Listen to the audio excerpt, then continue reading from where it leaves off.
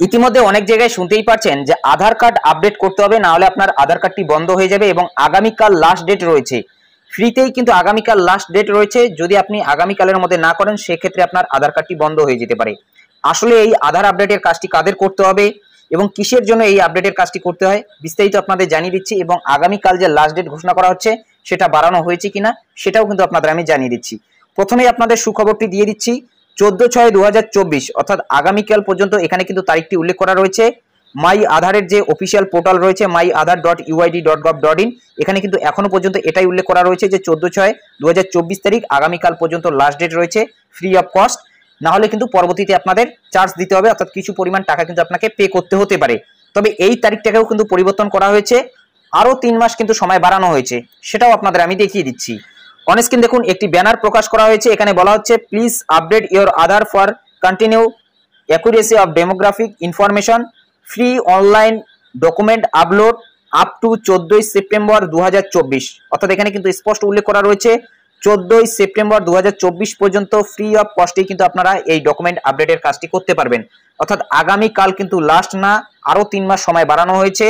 14 September 2024 পর্যন্ত সময়সীমাকে বাড়ানো হয়েছে, অর্থাৎ আরও কিন্তু 3 মাস সময় আপনার হাতে রয়েছে।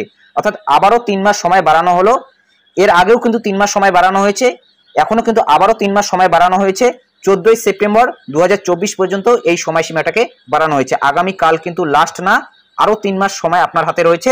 14 সেপ্টেম্বর 2024 পর্যন্ত এই কাজটি ফ্রি অফ কস্টেই কিন্তু আপনি করতে পারবেন। এবং দেখুন myaadhar.uid.gov.in এই অফিসিয়াল ওয়েবসাইটে কিন্তু এখনো পর্যন্ত 14/6/2024 তারিখটি উল্লেখ করা রয়েছে, তবে এটা কিন্তু আগামীকাল পরিবর্তন হয়ে যাবে। দেখুন এখানে বলা হচ্ছে document update, click here two upload your proof of identity and proof of address, document this service is free of cost till 14/6/2024। এখানে যে আপনি ডকুমেন্ট আপডেট করবেন সেটা কিন্তু আপনার কোনো ধরনের পরিবর্তন হবে না, অর্থাৎ আপনার আধার কার্ডের কোনো ধরনের পরিবর্তন হবে না, শুধুমাত্র আপনার আধার কার্ডটিকে সচল রাখার জন্যই কিন্তু এই ডকুমেন্ট আপডেটের কাজটি। এবং এই কাজটি সবার জন্য না, বিগত 10 বছরের মধ্যে যদি কেউ কোনো আধার কার্ডের আপডেটের কাজ না করে থাকে সেক্ষেত্রে তাদের কিন্তু এই আপডেটটা করতে হবে। ধরুন আপনি বিগত 10 বছরের মধ্যে আধার কার্ডে মোবাইল নম্বর লিঙ্ক করিয়েছেন, অথবা আপনার নামের ভুল সংশোধন করিয়েছেন, অথবা ঠিকানা পরিবর্তন করিয়েছেন, অথবা ডেট অফ বার্থ চেঞ্জ করিয়েছেন, অথবা আপনি যদি আপনার ছবি চেঞ্জ করিয়েছেন, সেক্ষেত্রে কিন্তু আপনাকে এই কাজটি করতে হবে না।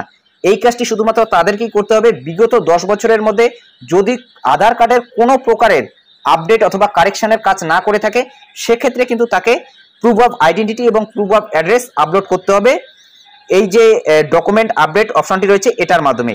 এর জন্য তাকে আসতে হবে myaadhar.uid.gov.in, এই যে ডকুমেন্ট আপডেট অপশনটি রয়েছে এটার মাধ্যমে তাকে ডকুমেন্ট দুটি সাবমিট করাতে হবে। তো এখানে আপনি ভোটার কার্ড অথবা রেশন কার্ড যে কোনো একটি ডকুমেন্ট আপলোড করে কিন্তু এই আপডেটের কাজটি করতে পারেন।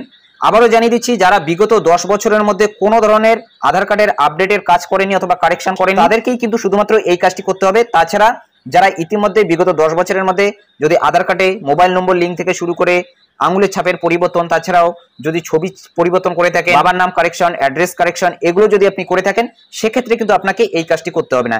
এই কাজটি শুধুমাত্র তাদেরকেই করতে হবে যারা বিগত 10 বছরের মধ্যে আধার কার্ডের কোনো প্রকারের কাজ করেনি, তাদেরকেই এই দুইটি ডকুমেন্ট আপলোড করতে হবে, প্রুফ অফ আইডেন্টিটি এবং প্রুফ অফ অ্যাড্রেস।